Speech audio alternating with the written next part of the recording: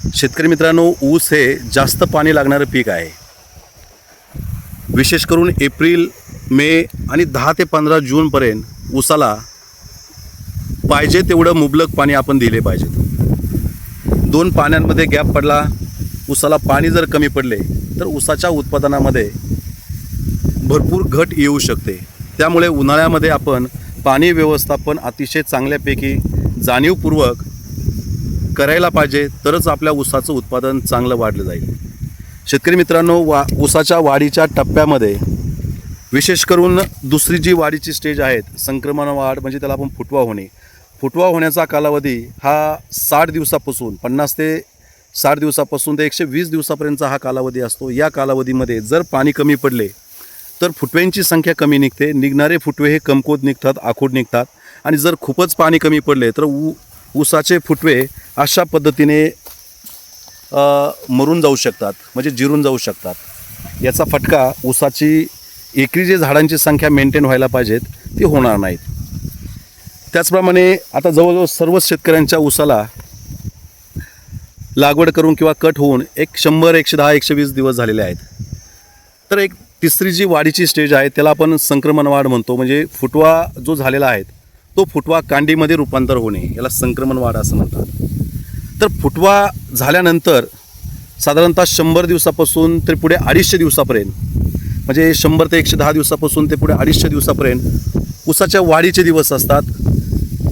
त्याचप्रमाणे कांड्या तयार होण्याचे दिवस असतात, कांड्याची लांबी वाढण्याचे दिवस असतात, कांड्यांची संख्या वाढण्याचे दिवस असतात. या कालावधीमध्ये जर ऊसाला पाणी कमी पडले तर ऊसाची ज्या कांड्या आहेत, ऊसाच्या कांड्या आखूड पडतात, लहान पडतात, ऊसाच्या कांड्यांची संख्या कमी राहते.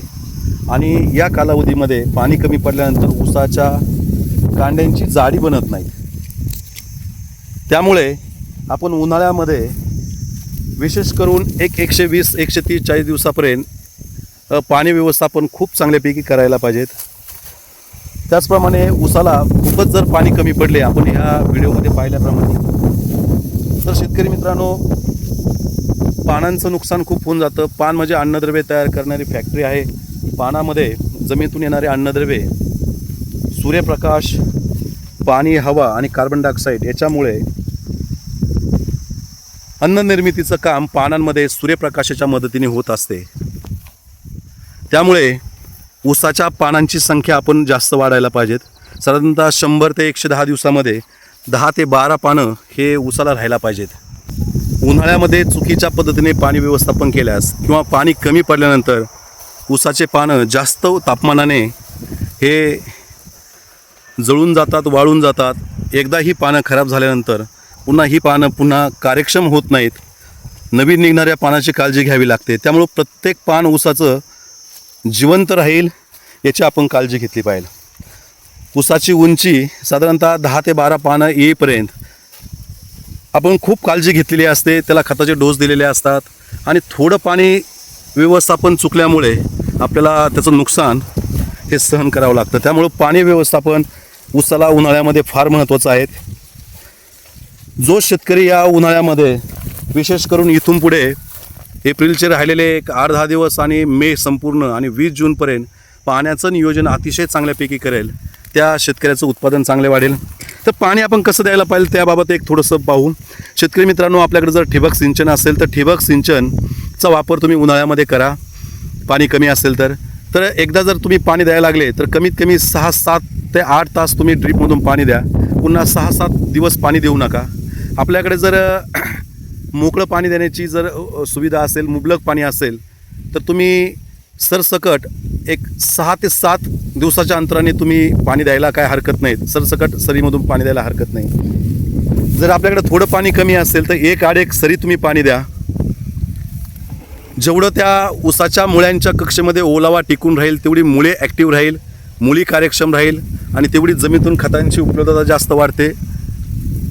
त्याचप्रमाणे शेतकरी मित्रांनो, आपल्याकडे